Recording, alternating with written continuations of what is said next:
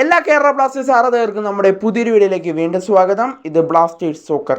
Kerala Blasters ഇപ്പോൾ ഒരു clue നമുക്ക് ഉച്ചയ്ക്ക് നൽകിയിട്ടുണ്ടായിരുന്നു. ഒരു സൈനിങ്ങിനെ പറ്റിയോ അല്ലെങ്കിൽ ഒരു കോൺട്രാക്റ്റ് ഏതെങ്കിലും താരത്തിൻ്റെ വർദ്ധിപ്പിക്കുന്നതിനെ പറ്റിയ ഒരു ക്ലൂ ആണ് അതെന്ന് നമുക്ക് മനസ്സിലായ ഒരു കാര്യം തന്നെയായിരുന്നു. എന്നാൽ ഇന്ന് വൈകിട്ട് 4 മണിയോടെ തന്നെ കേരള ബ്ലാസ്റ്റേഴ്സ് അതിനൊരു ഉത്തരം നമുക്ക് നൽകി.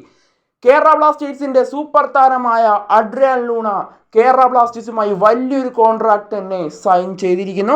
താരം 2027 വരെയുള്ള 3 വർഷത്തെ കരാറിലാണ് ബ്ലാസ്റ്റേഴ്സുമായി ഒപ്പിട്ടിരിക്കുന്നത്.